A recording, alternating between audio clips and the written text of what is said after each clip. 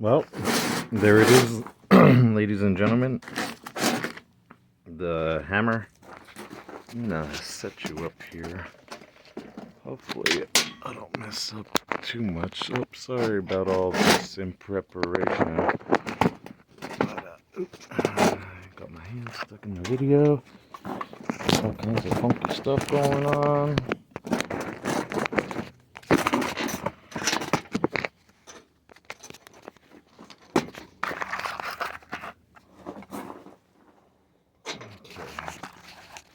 So there it is. I'll go and hammer it down here in a second, show you how it works.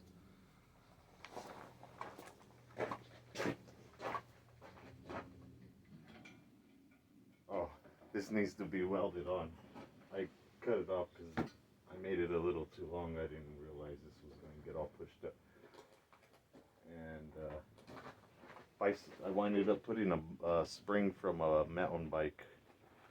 And I don't know what that spring's from. Maybe a bed or something.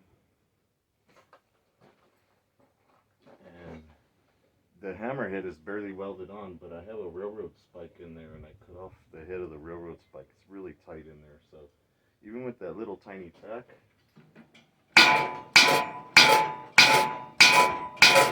it's not falling off.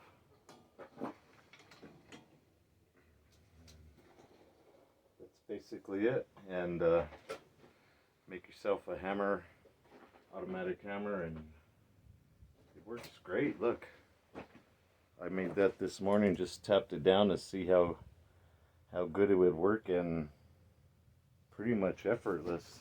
Here, watch.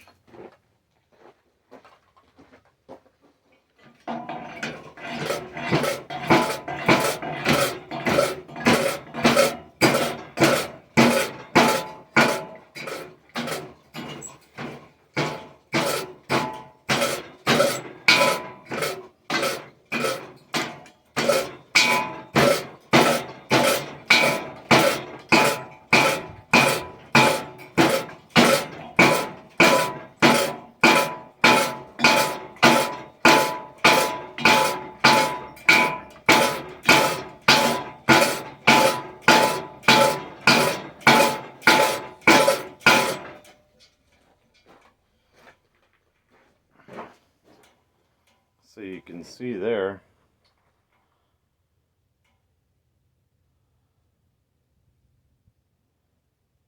it flattened out those two pieces pretty good, even without any heat. It pretty much almost fused together. There you go. I'll show you a little close up where you could see all the little intricate parts.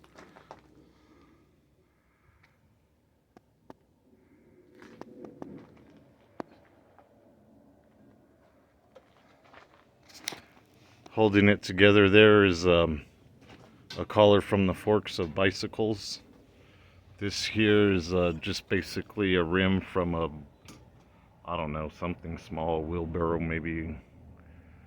Anyways, I could have made this not permanent so I could take this on and off, but I don't care. Leaf spring from the trailer.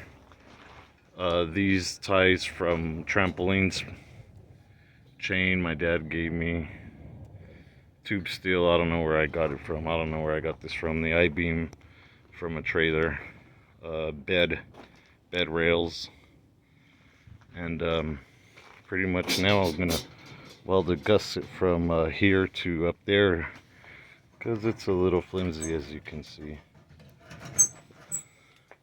But it works great. Hope you enjoy that. I know I'm going to enjoy using it. It's a lot better than swinging a hammer.